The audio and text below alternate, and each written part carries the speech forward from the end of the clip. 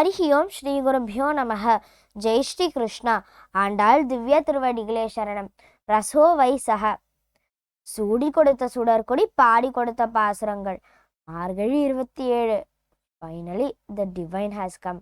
கண்ணன் வந்தான். எல்லாரையும் பார்த்துட்டு ஏதோ கொஸ்டின் ஆன்சர் செஷன்லாம் இருந்தது. கேட்டுட்டு இப்போ தான் எல்லாரும் பார்க்குறான்.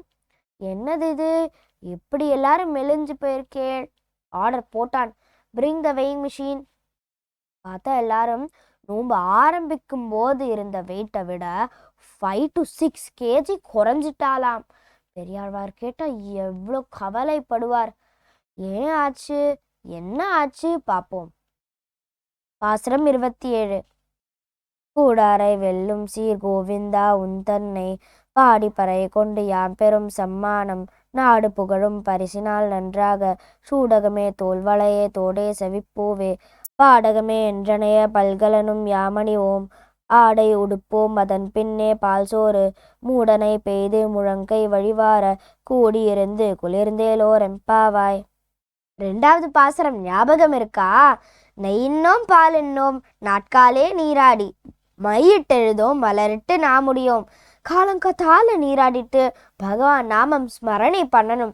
ரொம்ப மைண்ட் டைவர்ட் பண்ணுற விஷயத்துலேருந்து தள்ளி இருந்தாத்தான் we can achieve our goal in Perumal easily. அங்கே சொன்னோமே, ஆண்டாள் புத்தி சாத்துரியம் உடையவள்னு. எல்லாமே நாங்களா செஞ்சுக்க மாட்டோம். பட் இன்கேஸ் கண்ணன் வந்து கொடுத்தா no other thoughts, all acceptable தான். செஞ்ச நோம்பு விரதத்துக்கான பலன் கிடைக்கிறது இந்த பாசுரம்ல. பலன் தரும் பாசுரம். பொதுவா ஒரு ஸ்லோகம் சொன்னா என்ன பலன் கிடைக்கும்னு சொல்லுவா லாஸ்ட்ல. அதோட பலன் இண்டிவிஜுவலா அனுபவிக்கிறவாளுக்கு தெரியும். Andal is unique in her own ways. ஸ்டார்டிங்லேயே சொல்லிட்டா பலஸ்ருதிய. அதே மாதிரி பகவான் போற்றி பாடி துதி பண்றது எப்போவுமே லாஸ்ட்ல தான் இருக்கும். அதுவும் ஆண்டாள் ப்ரீ கிளைமேக்ஸ் மாதிரி கொஞ்சம் முன்னாடியே சொல்லிட்டா. அதுக்கப்புறம் திரும்ப பலன் சொல்றா. உன்னை பாடினா என்ன பலன் கிடைக்கும்? ஒரு ஸ்லோகத்துக்கு 2 பலஸ்ருதி. இங்க இன்ஃபேக்ட் ஆண்டாள் அதை எக்ஸ்பீரியன்ஸ் பண்ணிட்டேன்னு கூட சொல்றா. ஆண்டாள் வழி தனி வழிதான். கண்ணனுக்கு தன்னோட பக்தர்கள் இப்படி இருக்கிறது எப்படி மனசு தாங்கும்? அதுவும் அவன் அலங்கார பிரியனாச்சே. அதான் சொல்றான், உங்க விரதத்தோட பலன் தான் நான் வந்துட்டேனே, நீங்க பார்த்துட்டேலே, இப்படி எல்லாம் இருக்க வேண்டாம். நல்லா ட்ரெஸ் பண்ணிக்கோங்கோ, ஜுவல்ஸ் எல்லாம் போட்டுக்கோங்கோ, அழகு செஞ்சுண்டு பூவெல்லாம் வச்சுண்டு வாங்கோன்னு சொல்றார். நல்லா சாப்பிடுங்கோ, இது போதும் எனக்கு, இது போதுமே. இதைத்தான் கண்ணன் வாயால கேட்க நினைத்தால் ஆண்டாளும் அவ தோழிகளும். கூடாரை வெல்லும் சீர்கோவிந்தா, கூடாதவரை கூட வெல்லும் கண்ணா. பகவானோட பக்தர்களை துன்பப்படுத்துறவா அவனுக்கு கூடாதவர் தானே. அவளை எல்லாம் பகவான் ஞானத்தை கொடுத்து அவளுக்கு நற்கதி கொடுப்பார் ராவணன் கும்பகர்ணன். அவரை நம்பி இருக்கிறவாள் அவரோட பக்தர்கள் பிரகலாதன் துருவா. இவ எல்லாரையும் நன்னா பார்த்துப்பான். இதுக்கு நடுவில் ஒரு டைப் ஆஃப் அடியார்கள் உண்டு. பகவானை நம்பக்கூடியவாத்தான். ஆனால் எப்போவுமே அவரோட ஒரு விதமான விளையாட்டு கூடிய போட்டி இருக்கும். எப்படி? ஒரு எக்ஸாம்பிள், மகாபாரத போர். Bhishma is commanding Kaurava army. Krishna பாண்டவர்கள் சைடில் அர்ஜுனனுக்கு சாரதி. அவர் படைய கௌரவர்களுக்கு கொடுத்தாச்சு. ஒரு சபதம் எடுக்கிறார், இந்த போரில் நான் ஆயுதம் எடுக்க மாட்டேன்னு. பீஷ்மருக்கு கண்ணன் மேல அதீத பக்தி உண்டு. சாகணும்னா அது கண்ணன் கையால இருந்தா அது பரம பாகியம் தானே. அவரை இந்த போர்ல ஆயுதம் கண்டிப்பா எடுக்க வைப்பேன்னு சபதம் போடுறார்.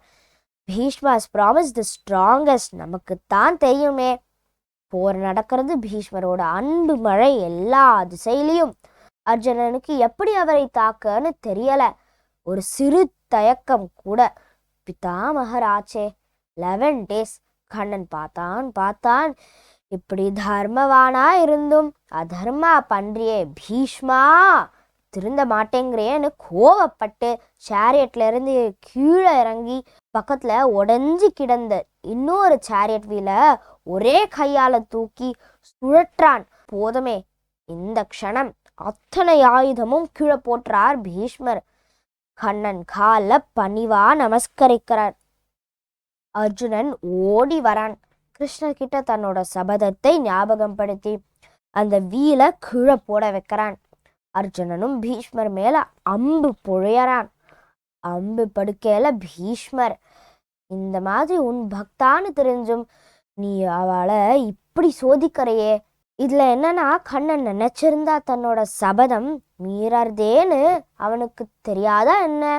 Gantt control himself. ஏன் முடியாது?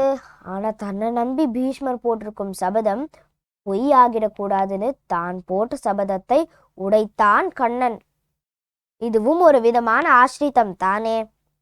ஆனா ஆண்டாள் சொல்றா, அந்த மாதிரி எங்களை பார்க்காதே, பாடுபடுத்தாதே, நாங்கள்லாம் உன்னை நம்பித்தானே இருக்கோம், எங்களால் எல்லாம் அந்த மாதிரி தாங்க முடியாது, சாதாரணவா நாங்க பெரிய மகான் இல்லையே, உந்தன்னை பாடி பறைய கொண்டு யாம் பெரும் சம்மானம், கண்ணா உன்னை பாடி நாங்க பெறக்கூடிய சம்மானம், கிஃப்ட் ரிசல்ட்ஸ் என்ன? நாடும் புகழும், நல்ல நாடு இருக்கும், இடம் வரும், புகழும் நல்ல பேர் இருக்கும், எல்லார்கிட்டையும் பகவத் அனுபவ புகழும் வரும், பரிசினால் நன்னாக அந்த மாதிரி பரிசு கிஃப்ட் எல்லாம் கிடைக்கும். ஊடகமே தோல்வலையே தோடே செவிப்பு, நேம்ஸ் ஆஃப் ஆல் ஆர்னமெண்ட்ஸ், காதில் மாட்டுற செவிப்பு, மாட்டல், தோடு, ஆர்ம்ஸ்ல போடுற வங்கி, அட்டிகை, உத்தியானம், பாடகமே என்றனைய பல்கலனும் நாம் அணிவோம். Above are just examples. All type of ornaments போட்டுப்போம், ஆடை உடுப்போம். அப்புறம் ஆடை ட்ரெஸ், நல்ல ட்ரெஸ், ஜிகு ஜிகுன்னு கிராண்டான ட்ரெஸ் போட்டுப்போம். அதன் பின்னே பால் சோறும் மூடனை பெய்து முழங்கை வழிவார, பால் சோறு, சக்கரை பொங்கல், அக்காரை அடிசல், நல்ல பாலில் குங்குமப்பூ போட்டு ஏலக்காய் போட்டு அரிசி நல்லா வேக விட்டு அக்காரை இக்ஷுவோட வெல்லம் போட்டு மிதக்க மிதக்க நெய் விட்டு, வாவ், இந்த பிரசாதத்தை கையில் வாங்கினா கை விரல்கள் வழிய நெய் விழிஞ்சு கை முட்டி வரை போகணும். கூடி இருந்து குளிர்ந்து ஆண்டாள் ஃபர்ஸ்ட் டு லாஸ்ட் கண்ணனை அடையணும்னு அவளோட கோல். ஆனால் தன்னோட தோழிகள் எப்போதும் விட்டு கொடுக்கறதா இல்லை. ஜேர்னிக்கு மட்டும் யூஸ் பண்ணிட்டு விட்டுடலையே, கோல் அச்சீவ் பண்ணும்போது கூட நாங்கள் எல்லாரும் வந்திருக்கோம், எல்லாருக்கும் இந்த பகவத் அனுபவம் கிடைக்கணும்னு சொல்கிறா. பிரசாதம் கொடுத்து சாப்பிட்டா தான் ஒரு ஆத்ம திருப்தி கிடைக்கும். அந்த மாதிரி எண்ணத்தோட உன்னை தேடி வந்திருக்கோம் கண்ணா. திருநாமம் கூடாரை வெல்லும் சீர் கோவிந்தன். கூடாதவர்களை, சத்ருவாய் இருக்கிறவர்களை, இவனை அடிபணியாதவர்களை, இவாளை தோக்கடிக்கக்கூடிய குணம் கொண்டவன் யாரு? நம்ம தான் ஏற்கனவே பார்த்தோமே, அவன் பக்தர்களோட எதிரி, கண்டிப்பா அவனோட எதிரித்தான். ஆனா அந்த மாதிரி இருக்கிறவாளே ஆயுதமேந்தி சண்டை போட்டா தான் ஜெயிக்க முடியுமா, இல்ல வேற வழி இருக்கா? இருக்கே, எக்ஸாம்பிள்ஸ் நிறைய பார்க்கலாம். பரசுராமர், அவருக்கு ஒரு அகங்காரம், தன்னோட வில்லை யாரும் உடைக்க முடியாதுன்னு. ராமர் பலூன் மாதிரி எடுத்தார், எற்றினார், வளைக்க மட்டும் தான் செஞ்சார், இட் ப்ரோக் எஃபர்ட்லெஸ்லி ஆக்ட். இதுக்கு பரசுராமர் கோவப்பட்டு சண்டைக்கு வந்தப்போ கூட ராமர் பொறுமையா இருந்தார். அவர் கொடுத்த இன்னொரு வில்லையும் முறித்தார். பரசுராமரோட கர்வம் அழிஞ்சுதே. ஆக்சுவலி 2 பேரோட மூலம் ஒண்ணுத்தான், ஆனா அவங்களோட குணம் எவ்வளோ டிஃப்ரெண்ட். ராவணனுக்கு எவ்வளோ சான்ஸ் கொடுத்தார், அவன் தன்னை வந்து சேரணும்னு வெயிட் பண்ணி தான் பார்த்தார். ஆனா ராவணன் அம்பு விழுந்தாலும் பின்பக்கம் தான் விழுவேன்னு விழுந்தான். முன்னாடி விழுந்தா ராமனை சரணடைய மாதிரி இருக்கும்னு தான் நினைச்சான். ராமனுக்கு சண்டை போடும் அத்தனை வித்தை தெரிஞ்சிருந்தும் அவர் அதை யூஸ் பண்ணணும்னு நினைக்கல. ஆனா வேற வழி இல்லாமத்தான் எல்லா சிச்சுவேஷன்லையும் யூஸ் பண்ண வேண்டி இருந்தது. கூடாதவர்களை வீரதீர பராக்கிரமத்தால ஜெயிப்பான், கூடியவர்களை தன்னோட சௌஷீல்யம் சௌலபியத்தால ஜெயிப்பான். இதுக்கு நடுவுல ஒரு டைப் இருக்கும், உதாசீனப்படுத்துறவான்னு, அதாவது பகவானை கண்டுக்கவே மாட்டா, அப்படிப்பட்டவாளையும் விட மாட்டான் அவன். அவளையும் தன்னோட அழகால காட்சி கொடுத்து கட்டி போடுவான், தொண்டரடி பொடி ஆழ்வார் மாதிரி. இன்னொரு வகை ஊடல், அன்பு சண்டை போடுறவா. நம்மாழ்வார் தன்னை பராங்குஷ நாயகியா நினைச்சுக்கிறாரே அவளையும் அனுகிரகம் பண்ணுவார். இவ்வளோ குணங்கள் எம்பெருமானுக்கு. இந்த கோவிந்த நாமத்துக்கு நிறைய அர்த்தம் உண்டு. இது வரைக்கும் எத்தனையோ பெருமாளோட நாமாக்கள் சொல்லியிருக்கா. நாராயணனே, பரமனே, ஹரி. இனி அடுத்த பாசுரம் ஆண்டாள் சொல்ற நாமம் கோவிந்தா. அதான் கோவிந்த பட்டாபிஷேகம். இதுக்கு முன்னாடி பாசுரம் 23ல நடந்தாச்சே. அப்புறம் என்ன, கூப்பிட வேண்டித்தான். Capturing hearts with compassion and tenderness, defeating enemies by dominance. திவ்ய தேசம் திருவேங்கடம். திருவேங்கடமுடையான் ஸ்ரீனிவாச பெருமாள், அலர்மேல் மங்கை, பத்மாவதி தாயார். ஆண்டாள் திவ்ய திருவடிகளே சரணம். சர்வம் கிருஷ்ணார்ப்பணம் அஸ்து.